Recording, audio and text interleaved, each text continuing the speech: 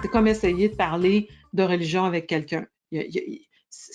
Tout est basé sur le dogme, et un dogme, ça ne se questionne pas. Donc, c'est ça qu'on est en train de vivre en ce moment dans un pays supposément démocratique. Ou l'autre grand point, c'était un anti-vaxxeur. Moi, je connais plein de gens, entre autres des professionnels de la santé, qui sont normalement vaccinés, qui ne sont pas contre les vaccins, mais qui ne veulent pas se soumettre à ce vaccin qu'on a en ce moment parce qu'ils jugent qu'on n'a pas les données probantes suffisantes et le recul nécessaire. Et c'est un argument tout à fait respectable. On ne devrait pas devoir subir du shaming parce qu'on pose des questions ou parce qu'on ne veut pas se soumettre à un traitement médical. Donc, vraiment, c'est ce qu'on vit en ce moment, la stigmatisation, la marginalisation.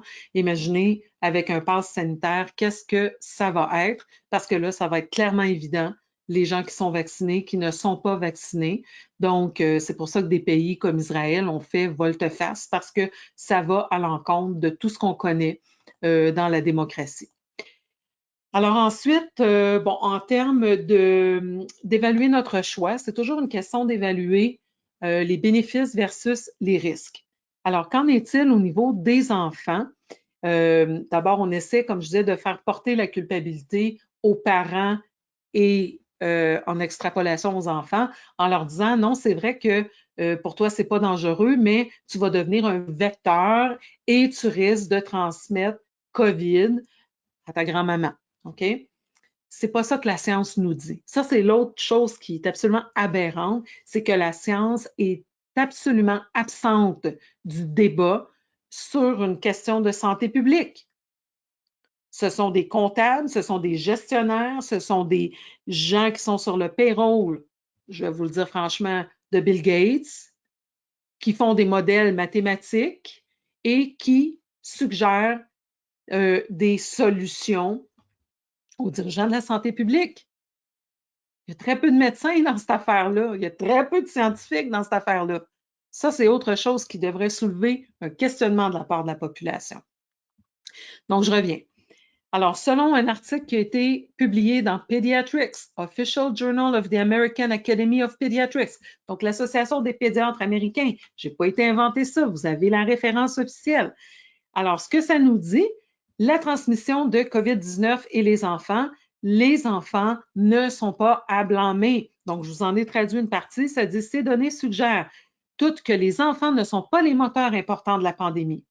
On a fermé les écoles. Combien de temps? On leur fait porter des masques à la journée longue. On a réduit toutes les possibilités d'échange de sport à travers les enfants. L'Association des pédiatres américains nous dit quoi? Les enfants ne sont pas les moteurs importants de la pandémie. Ensuite, on ne sait pas pourquoi la transmission documentée du SARS-CoV-2 d'enfants à d'autres enfants ou aux adultes est si rare. Je ne l'invente pas. Vous l'avez. Vous avez la référence. Donc, on va arrêter de paranoïer et de croire que tous les enfants non vaccinés sont des assassins de grand-mère au Québec. OK? Les données scientifiques ne supportent pas ces campagnes de peur. OK? Et les enfants sont carrément pris en otage par la machine de PR, la machine de relations publiques. 13 à 15 millions par mois, rappelez-vous, le gouvernement Legault. Ah oui, on se fait des parties soccer vaccins et on va pouvoir aller à notre danse si on est vacciné.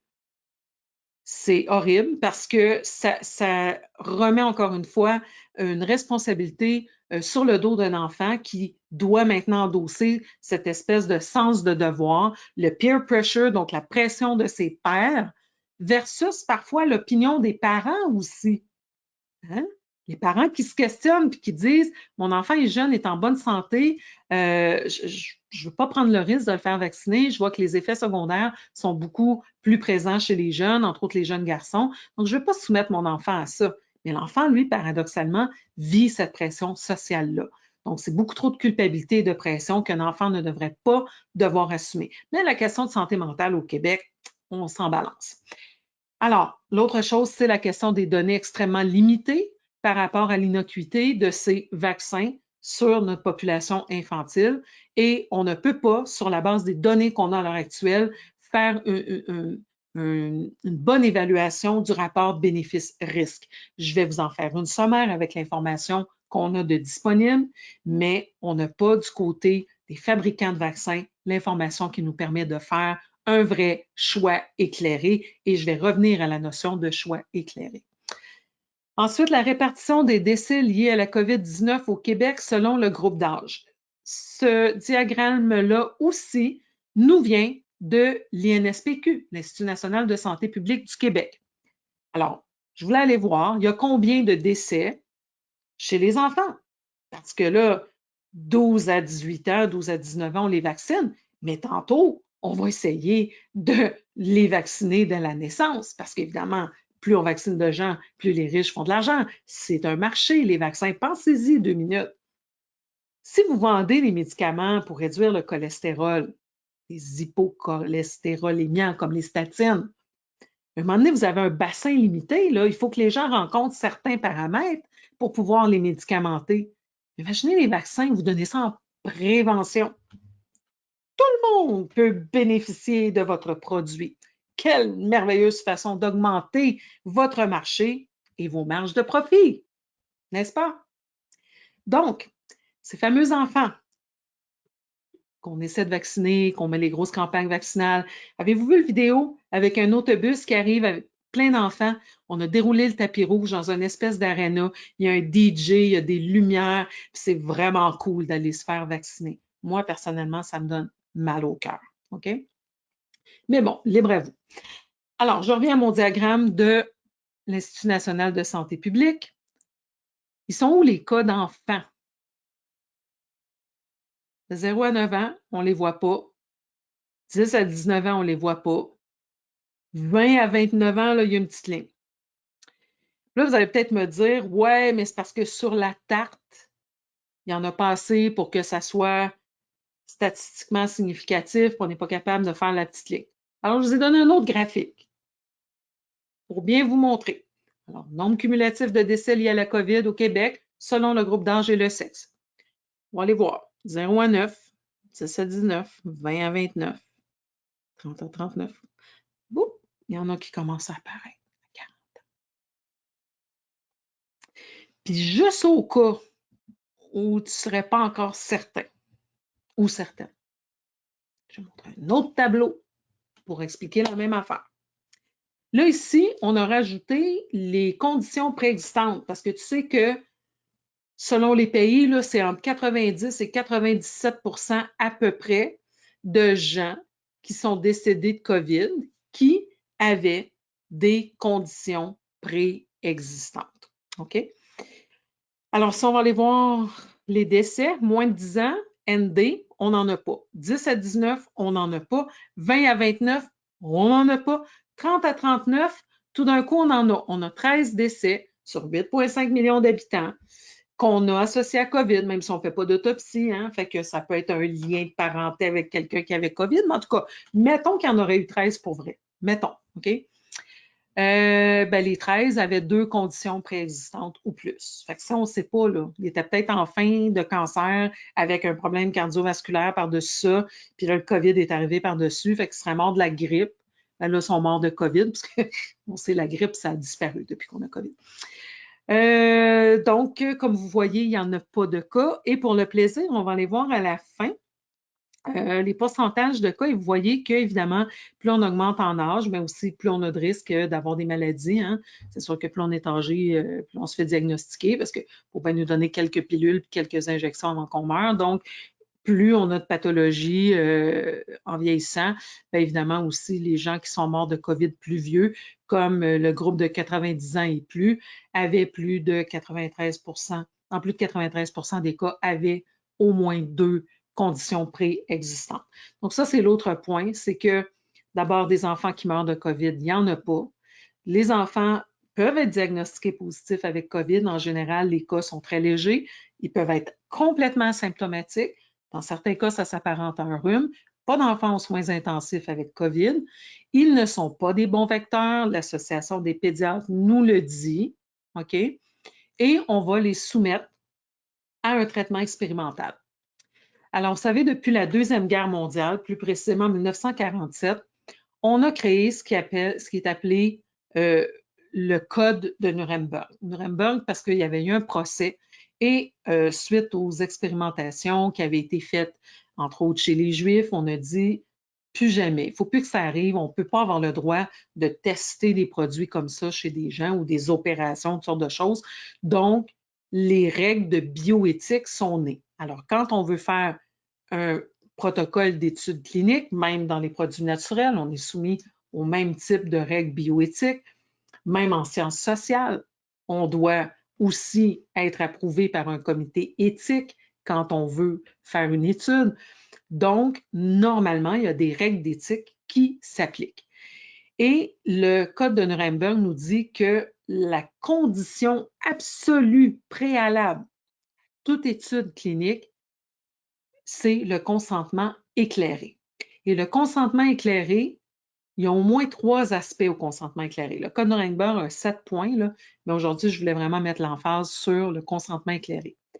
D'abord, on nous dit que ça nous prend l'information complète. L'information, là, on devrait savoir combien de temps ça va durer, c'est quoi les risques auxquels je m'expose en cas de tel incident, qu'est-ce qui va m'arriver. Donc, on devrait avoir un portrait complet. Est-ce que vous croyez qu'on a ce portrait complet par rapport à la vaccination COVID? Je vous donne un exemple. Il y a un médecin de Lytton, une petite ville en Colombie-Britannique qui a des murales extraordinaires et où habite une population autochtone en majorité. OK? Eh bien, quand ils ont commencé la vaccination communautaire là-bas, il y a eu beaucoup plus d'effets secondaires que dans le protocole d'études cliniques. Pourquoi? Parce que la population autochtone a une génétique particulière. Évidemment, il y en avait probablement très peu dans le cadre de l'étude clinique et on n'a pas pu identifier ce genre de problème-là durant l'étude clinique. Parce que l'étude, on le sait après, sur des milliers et des milliers de personnes et sur un certain nombre d'années. Et vous savez, ce médecin-là qui a alerté ses collègues et la santé publique pour dire écoutez, on arrête tout, là, puis on regarde ce qui se passe parce que moi, j'ai un taux anormalement élevé d'effets secondaires graves avec ma population autochtone. Eh bien, il a reçu des menaces du Collège des médecins de la Colombie-Britannique et puis tout le machin. C'est ça qui est arrivé. Je vous parle de censure, ce n'est pas des blagues. OK? Donc, premièrement, l'information complète. À mon sens, à moi, on ne l'a pas, mais c'est à toi de juger. Deuxièmement, la capacité à comprendre l'information. Tu sais, là, quand on reçoit un truc ou un document des compagnies de vaccins, euh, c'est pas tout le monde qui est capable de comprendre cette information-là. Donc, est-ce que l'information, elle vous a été vulgarisée? Est-ce que vous comprenez réellement les risques auxquels vous vous soumettez en prenant cette injection? Troisièmement, le choix doit être libre, sans contrainte ni coercition. Est-ce que vous pensez que lorsqu'on a 13 à 15 millions par mois en publicité, en propagande, OK? Qu'on se fait dire qu'on ne pourra pas voyager. Vous savez, en ce moment, là, vous revenez au Canada, vous avez eu vos 2 doses de vaccin, vous faites votre quarantaine chez vous, vos 15 jours chez vous. Vous devez quand même faire le test COVID, le test PCR au retour. Si on n'est pas vacciné, on doit encore se soumettre aux 3 jours à environ 2 000 $ d'hôtel-prison que notre fameux gouvernement fédéral a instauré. Dans ma tête à moi, ça s'appelle la coercition. Alors, on ne peut pas voyager. Imaginez à quel point ça augmente le coût de notre voyage. Et puis, il faut faire le 14 jours de quarantaine après ça aussi. Et là, donc, on nous parle de passe sanitaire, restaurants, spectacles, certains emplois. Une infirmière qui doit passer 3 tests PCR par le nez, par semaine, si elle ne se fait pas vacciner, vous pensez que c'est un choix libre? Vous pensez qu'il n'y a pas de coercition là-dedans? On a des sérieuses questions à se poser parce que depuis 15 mois, les règles de bioéthique sont complètement bafouées. Et ce n'est pas juste une compagnie pharmaceutique qui fait ça, ce sont tous les gouvernements à l'échelle planétaire.